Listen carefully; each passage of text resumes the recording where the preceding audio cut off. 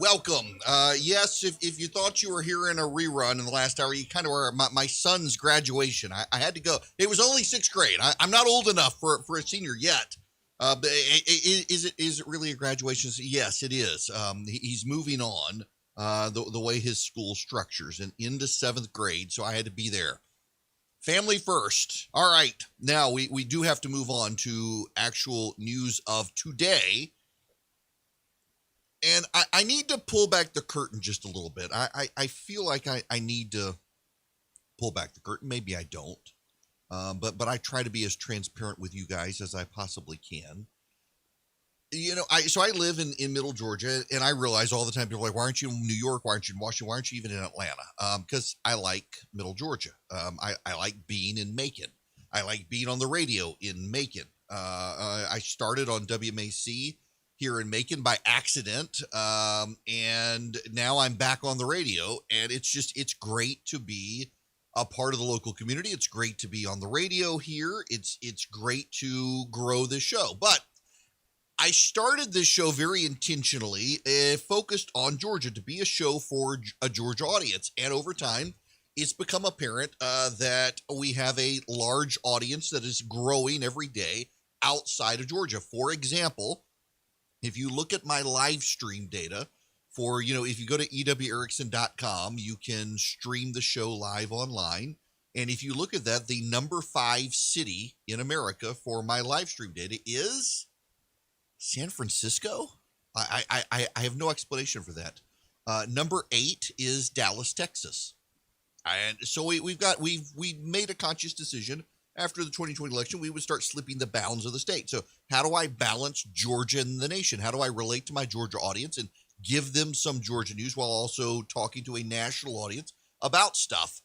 If you listen to Rush Limbaugh for years, he never really talked about Florida politics. And now I understand why. And he actually told me one time it was a terrible idea to do that you would be inundated. And sure enough.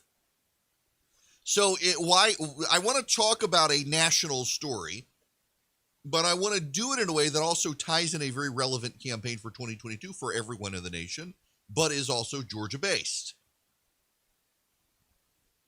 The governor of the state of Georgia, Brian Kemp, not exactly on the friend list for Donald Trump right now, is kicking off his new campaign. And let me read for you how the Atlanta Journal-Constitution, the hometown paper in Atlanta, covers the start of this. It's no secret that our capital city has a serious crime problem.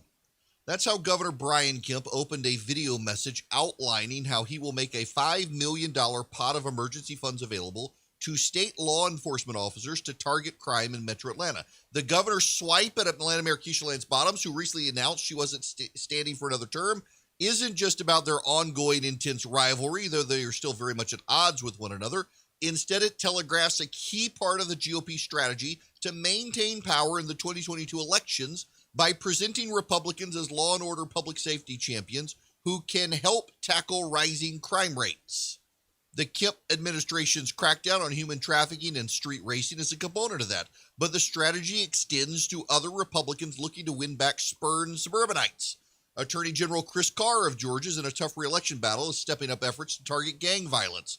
The Georgia Speaker of the State House of Representatives, David Ralston, hopes to preserve the GOP's narrowing edge in the State House by exploring legislation that could give law enforcement new powers. Atlanta's crime rate is indeed on the rise. The number of homicides in the city surged in 2020, making it the deadliest year in a decade. A spate of grisly shootings this year has led some in-town residents to bolt for the burbs. Liberals and conservatives have pleaded for an improved police response, and it's easy to draw a line between the demands for change and Bottom's decision not to run again. Now, for those of you outside of Georgia, let me bring this to you. There is a crime wave in the United States of America. At first, progressives wanted to say it was in response to COVID. People were staying home. People were lashing out. On and on it goes. But it's not really a COVID response. It's not really a COVID crime wave, as the Democrats would like you to believe. It has a lot to do with law and order breaking down around the country. It is a nationwide trend. You see it in Los Angeles, we talked about on the program yesterday. George Soros-backed progressive candidates for office ran for district attorney around the country. If anything, this is the George Soros crime wave. His candidates got elected as district attorney in a variety of cities around the nation. Those cities, under their district attorney, started failing to prosecute offenders, started diverting them into alternative programs, started taking a very soft tone, and the response is, well, the criminals went where it was safe to commit crime. And that has spread to major cities around the country. In Minneapolis, a year after the George Floyd situation, George Floyd murdered a year ago today, the calls to defund and dismantle police have been drowned out by new calls to throw even more resources at the beleaguered department in Minneapolis. A surge of violence in the first half of 2021 has altered the conversation about policing in the town where the national protests against racism and police brutality began. And last summer's pledge by a veto-proof majority of the Minneapolis City Council members to dismantle the police department was thwarted by a citizen commission, leaving that matter to be voted on in November by a city shaken by violence. Minneapolis has reported 32 homicides so far this year, up from 15 at this point last year, and just 8 for the same period of 2019. In the last month, 3 children aged 10 and under have been caught in the crossfire of gun violence. Last week, 6-year-old Ania Allen, the granddaughter of an anti-gang activist, died from a shot to the head, and 2 other children remain hospitalized. This is in Minneapolis, where they decided to get rid of the police in response to what happened to George Floyd. In Chicago, something like 50 people this weekend were shot. And do you know what the response from the media is? It's to redefine mass shootings to build the case for gun control.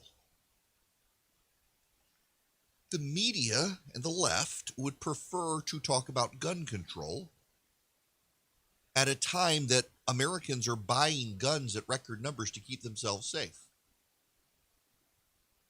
Now, I bring this up because we got an issue here we need to deal with.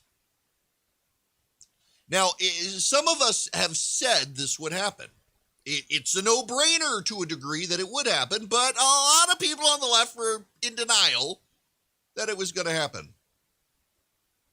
It turns out when you decide the police are the bad guys instead of the bad guys being the bad guys, the police stop responding and law and order breaks down. We live in an age where everyone's got to have a narrative, and every narrative requires a good guy and a bad guy. And the narrative has been that the police are the bad guy. And because the police are the bad guy, the mob came for the police and decided to defund the police, and the result is logical. Criminals felt emboldened.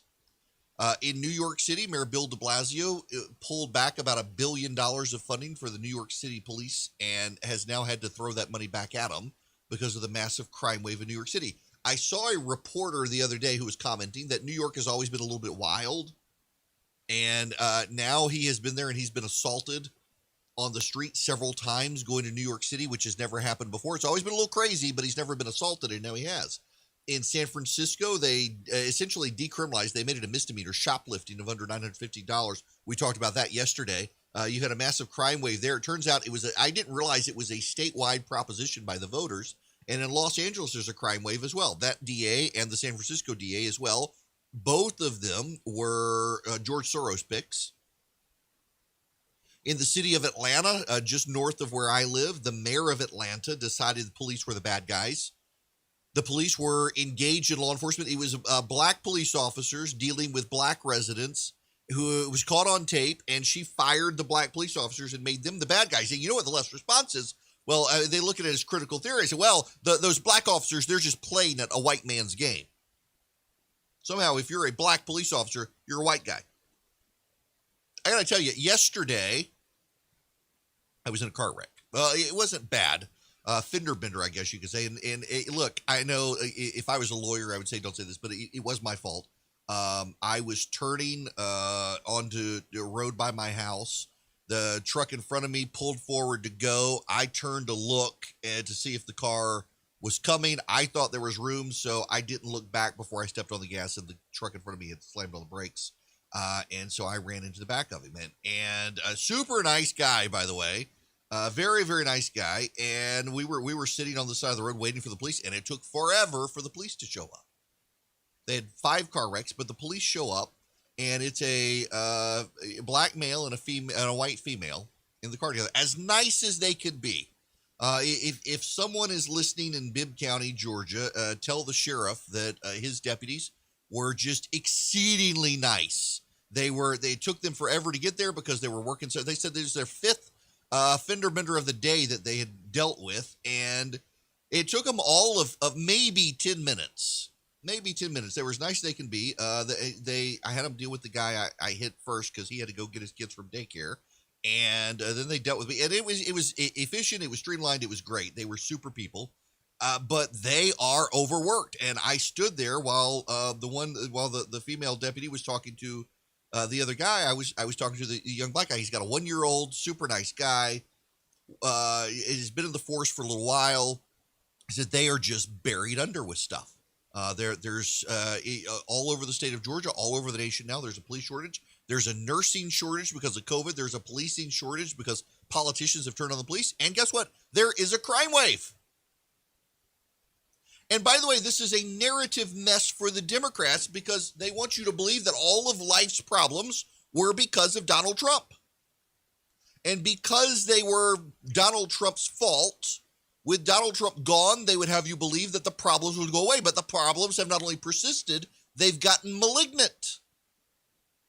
You've got the Democrats out there following James Carville's advice of tie the Republicans to January 6th. Make the Republicans the party of the racists and the neo-Nazis. Tie them to Charlottesville. Tie them to January 6th.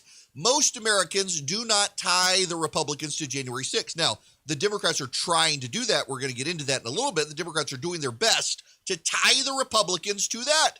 But most Americans, they're not even paying attention to the news because they're in a line trying to buy ammo somewhere. My buddy Raz the other day, it found like 80 pounds, I think he said, 80 pounds of ammo that he didn't know he had. Maybe it was $80, but I think it was 80 pounds. I mean, if it was $80 by now, it's like $2,000. I think it was 80 pounds of ammo he didn't know he had. He was moving houses and found this stuff. He's like, jackpot. You can't find ammo anymore. You can't make ammo anymore. Just the brass casings, the gunpowder, everything. You can't get it because there are so many people. And, Stephen Gutowski from The Reload, who was on with me a while back, he had an article the other day about the gun ammo shortage in the country. And the problem is that it is not government restrictions. It is first-time buyers are buying so much ammo right now. Everybody else is stockpiling. In addition to all the first-time gun owners, that gun bullets are in short supply. But the manufacturers are afraid to build new facilities because they're afraid that the demand will eventually go away. And they'll have these massive new facilities to crank out for a demand that no longer exists. I don't know. I'm starting to think the demand's going to be there for a while as the Democrats drive the country into the gutter. But it is very notable that the governor of Georgia, who is embattled against the former president of the United States, is kicking off his campaign not with his response to COVID, which was very good, not with rebuilding the economy, which was very good, not about helping rural Georgia, which he's done a lot of. It's about the crime in the Democrat-controlled cities of Savannah and Atlanta. By the way, there's a George Soros-funded district attorney in Savannah, Georgia. There's a crime wave in Savannah, Georgia.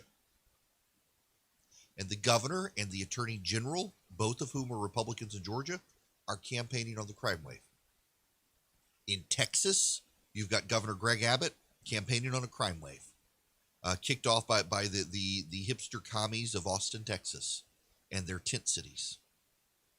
Around the country, the Democrats have overplayed their hand, and they've given the Republicans an issue, and the Democrats can no longer respond effectively for the voters because they've been taken hostage by the Black Lives Matter gang, which is deeply hostile to any sort of funding of the police. They explicitly want to defund the police.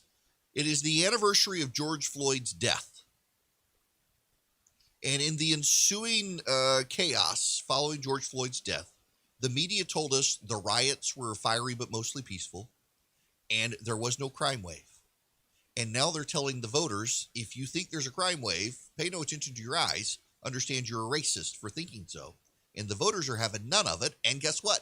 They're voting for the Republican Party, which the media told us was dead, and yet is resurgent because of the Democrats' policies. You can follow Erick around social media at